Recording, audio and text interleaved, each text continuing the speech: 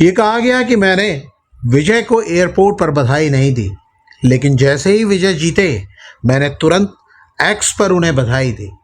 मैं राजनीति में नहीं हूँ, मैं राजनीति छोड़ चुका हूँ, तो विजय से मुझे भला क्यों जलन होगी। अगर मैं खुद की तुलना विजय से करूँ तो मेरे लिए ये ठीक नहीं है, और अगर विजय मुझसे तुलना करें तो वो उनके लिए ठीक नहीं है।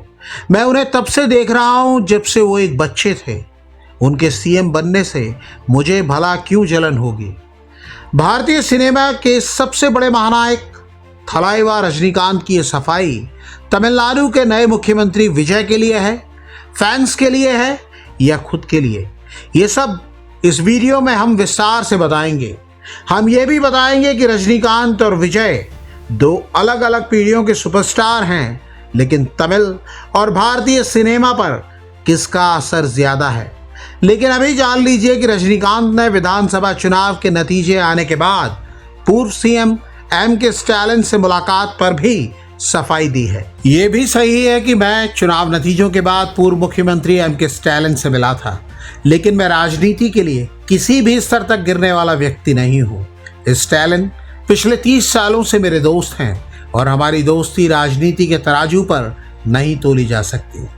ये बात सब जानते हैं कि रजनीकांत ऐसे सुपरस्टार हैं जिनके इशारे पर कभी तमिलनाडु की राजनीति का रुख बदल जाता था, लेकिन आज उसी तमिलनाडु की सियासत में एक ऐसा सितारा उभरा है जिसकी चमक से सब चकाचौंध है। और रजनीकांत को भी प्रेस कॉन्फ्रेंस बुलाकर सफाई देनी पड़ रही है कि वो उन्हें अनदेखा नहीं कर रहे हैं। इस कहानी की शुरुआत होती है 4 मई से, जब तमिलनाडु विधानसभा चुनाव के नतीजे आए और रिजल्ट ने बहुतों को चौंका दिया। तमिल सिनेमा के थलापति यानी जोसेफ विजय चंद्रशेखर की पार्टी तमिलगा वेत्री कड़गम यानी टीवीके ने 234 में से 108 सीटें जीतकर इतिहास रच दिया। विजय की आंधी ने तमिलनाडु की दो सबसे बड़ी सियासी ताकतों डीएमके और एआईएडीएमके को उखाड़ फेंका। थलापति विजय ने 10 मई को मुख्यमंत्री पद की शपथ ली। इस बीच सोशल मीडिया पर एक बहस छिड़ गई। लोगों ने नोटिस किया कि सिनेमा के महानायक थलाइवा रजनीकांत ने विजय को एयरपोर्ट पर अनदेखा किया और चुनाव नतीजों के तुरंत बाद वो हार झेलने वाले एम.के. स्टालिन के घर उनसे मिलने पहुंच गए। बस फिर क्या था, अफवाहों का बाजार गर्म हो गया कि रजनीकांत विजय की इस ऐतिहासिक सफलता से खुश नहीं है, वो उनसे जलते हैं। अटकलें इतनी बढ़ गई कि कुछ लोग इसे तमिल सिनेमा के दो सबसे बड़े गुटों की लड़ाई बताने लगे। बात यहां तक पहुंच गई कि पोएस गार्डन स्थित अपने घर पर रजनीकांत को खुद मीडिया के सामने आना पड़ा। वो बोले, अगर मैं चुप रहता तो झूठ को ही सच मान लिया जाता। रजनीकांत ने विजय की तारीफ करते हुए कहा, महज 52 साल की उम्र में विजय ने एमजीआर और एनटीआर से भी बड़ी सफलता हासिल कर ली है। उन्होंने बीजेपी समेत देश की सबसे ताकतवर पार्टियों को अपने दम पर हराया है। रजनीकांत ने एक और बड़ा दावा किया, अगर मैंने 2021 का विधानसभा चुनाव लड़ा होता तो मैं पक्का जीत जाता। यानी रजनीकांत ने यह भी जताने की कोशिश की कि भले ही वो आज राजनीति में नहीं है, लेकिन उन्हें यकीन है कि तमिलनाडु की जनता पर उनका जादू बरकरार है। उन्होंने ये भी याद दिलाया कि विजय उनसे 25 साल जूनियर हैं, लेकिन जानकारों की राय में विजय की कामयाबी मामूली नहीं है। उन्होंने वो कर दिखाया है जो तमिलनाडु में 60 साल से नहीं हुआ। बीते 6 दशक से सत्ता या तो करुणानिधि के परिवार यानी डीएमके के पास होती थी या फिर जयललिता की पार्टी एआईएडीएमके के पास। वोटरों के पास कोई तीसरा मजबूत विकल्प नहीं था। रजनीकांत ने खुद माना कि जनता ने इन दोनों पार्टियों को 60 साल दिए। अब शायद राज्य को एक बड़े बदलाव की जरूरत थी। विजय की पार्टी को अकेले दम पर बहुमत नहीं मिला, फिर भी उनकी जीत प्रचंड बताई जा रही है। तमिलनाडु विधानसभा में बहुमत के लिए 118 सीटों की जरूरत होती है। विजय की पार्टी टीवीके ने 108 सीटें जीती और सहयोगियों के साथ मिलकर सरकार बनाई। विश्वास मत के दौरान विजय सरकार के समर्थन में कुल 144 विधायकों ने वोट कर दिया। तमिलनाडु की तीसरी सबसे बड़ी पार्टी एआईएडीएमके में पलानीस्वामी गुट और षणमुगम गुट की आपसी फूट खुलकर सामने आ गई। एआईएडीएमके के 25 बागी विधायकों ने अपनी ही पार्टी के खिलाफ जाकर मुख्यमंत्री विजय के पक्ष में क्रॉस वोटिंग कर दी। पलानीस्वामी ने आनन फानन में बागी नेताओं को पदों से हटा दिया और दल बदल विरोधी कानून के तहत उन्हें अयोग्य घोषित करने की अर्जी लगा दी। साफ है, विजय की जीत ने विपक्ष के सबसे बड़े किले को ढा दिया है।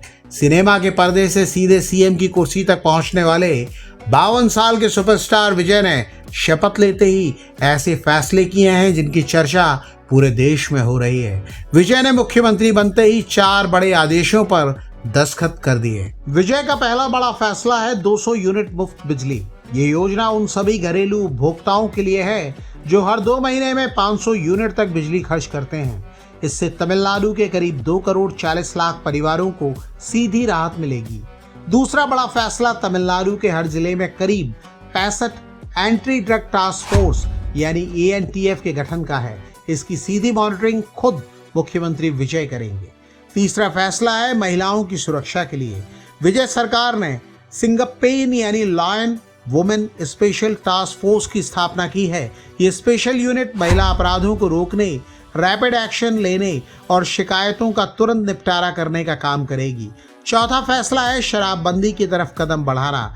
विजय सरकार ने आदेश जारी किया है कि शैक्षणिक संस्थानों, बस स्टैंडों और धार्मिक स्थलों के 500 मीटर के दायरे में आने वाली सभी 717 सरकारी शराब की दुकानों को तुरंत बंद किया जाएगा।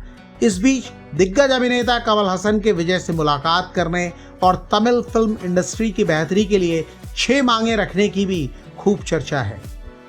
थलापति विजय तमिलनाडु के सिने प्रेमियों के दिल में बसे हैं। उनका पूरा नाम है जोसेफ विजय चंद्रशेखर। उनका जन्म 22 जून 1974 को चेन्नई में हुआ। विजय के पिता ऐसे चंद्रशेखर तमिल सिनेमा के जाने माने निर्देशक थे और मां शोभा एक मशहूर गायिका थी। घर में सिनेमा का माहौल था और विजय ने बचपन में ही तय कर लिया था कि वो एक्टर बनेंगे। पिता ने उन्हें फिल्म बैटरी में बतौर चाइल्ड आर्टिस्ट पहला मौका दिया। धीरे धीरे अपनी मेहनत, बेमिसाल डांसिंग स्टाइल और जबरदस्त एक्शन के दम पर विजय तमिल सिनेमा के थलापति यानी कमांडर बन गए। उनकी फिल्मों का क्रेज ऐसा होता है कि रिलीज के हफ्तों पहले से टिकट बुक हो जाती हैं। फरवरी 2024 में उन्होंने एक चौंकाने वाला फैसला लिया। उन्होंने अपनी राजनीतिक पार्टी तमिलगा वेत्री कड़गम की घोषणा की और सिनेमा छोड़कर पूरी तरह जनता के बीच में आ गए। अगर तमिल सिनेमा में विजय से भी बड़ा कोई नाम है तो वो है the one and only Rajinikanth. 12 दिसंबर 1950 को बेंगलुरु के एक मराठी परिवार में जन्मे शिवाजी राव गायकवाड़ फिल्मों में रजनीकांत के नाम से मशहूर हुए। उनकी जिंदगी की कहानी किसी फिल्मी स्क्रिप्ट से कम नहीं है। सिर्फ 4 साल की उम्र में उन्होंने अपनी मां को खो दिया। घर की माली हालत इतनी खराब थी कि उन्होंने कुली से लेकर बस कंडक्टर तक का काम किया। जब वो कंडक्टर थे तब बस में टिकट काटने का अनोखा और स्टाइलिश अंदाज ड्राइवरों और मुसाफिरों के बीच बहुत पॉपुलर था। उनके टैलेंट को दोस्त राज बहादुर ने पहचाना और उन्हें मद्रास फिल्म इंस्टीट्यूट में दाखिला लेने के लिए प्रेरित किया। साल 1975 में कथा संगम से उन्होंने डेब्यू किया और फिर कभी पीछे मुड़कर नहीं देखा। शुरुआत में विलेन के रोल करने के बाद रजनीकांत ने फिल्म भुवन ओरू केल्विकुरी से हीरो के रूप में पहचान बनाई। अमिताभ बच्चन की सुपरहिट फिल्म डॉन की रीमेक बिल्ला ने उनकी किस्मत बदल दी। फिल्म बादशाह ने उन्हें महानायक के सिंहासन पर बैठा दिया। रजनीकांत के खाते में तमिल सिनेमा को अंतर्राष्ट्रीय स्तर पर पहुंचाने का श्रेय आता है। उनकी फिल्म मुथु जापान में रिलीज होने वाली पहली तमिल फिल्म बनी। उन्होंने अपने करियर के शुरुआती 10 सालों में ही 100 फिल्में पूरी कर ली थी। दादा साहेब फाल्के पुरस्कार से सम्मानित रजनीकांत को दक्षिण भारत में लोग सिर्फ एक्टर नहीं मानते, उन्हें भगवान की तरह पूजते हैं। एक समय ऐसा था जब तमिलनाडु की जनता रजनीकांत को जयललिता और करुणानिधि के विकल्प के रूप में देख रही थी। दावा था कि उन्हें बीजेपी का समर्थन हासिल है और वो राज्य के अगले मुख्यमंत्री बन सकते हैं। लेकिन ऐन वक्त पर रजनीकांत ने स्वास्थ्य कारणों का हवाला देकर राजनीति से दूरी बना ली और आज जब रजनीकांत राजनीति से दूर है तब विजय ने आकर खाली जगह को भर दिया है। कई लोग जानना चाहते हैं कि विजय और रजनीकांत दोनों में बड़ा सुपरस्टार कौन है और क्यों। अगर हम फिल्मी इतिहास, ग्लोबल रीच, स्टाइल और सांस्कृतिक प्रभाव की बात करें तो रजनीकांत का कद आज भी हिमालय जैसा है। उनका 50 साल का करियर, उनकी अनगिनत ब्लॉकबस्टर फिल्में और उनका थलाइवा वाला स्टेटस कोई भी दूसरा अभिनेता छू ले ये नामुमकिन सा लगता है। रजनीकांत एक कल्ट हैं, एक लीजेंड हैं, लेकिन राजनीतिक इच्छा शक्ति, अपने दौर में लिए गए सबसे बड़े रिस्क और जनता के सीधे नेतृत्व की बात हो तो थलापति विजय ने वो कर दिखाया है जो रजनीकांत भी अपने पूरे जीवन में नहीं कर पाए। विजय ने राजनीतिक पार्टी बनाई और सिर्फ 2 साल के भीतर सरकार बनाकर खुद को तमिलनाडु का टॉप लीडर साबित कर दिया। उन्होंने एमजीआर और एनटीआर की उस विरासत को जिंदा किया है जहां सिनेमा का नायक असल जिंदगी में जनता के समर्थन से सबसे बड़ा नेता बन जाता है।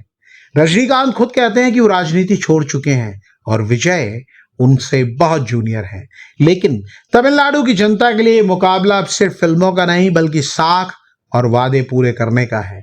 क्या थलापति विजय तमिलनाडु की जनता की उम्मीदों पर खरे उतर पाएंगे? क्या वो पुरानी राजनीतिक व्यवस्था को हमेशा के लिए बदल पाएंगे? देखते रहिए।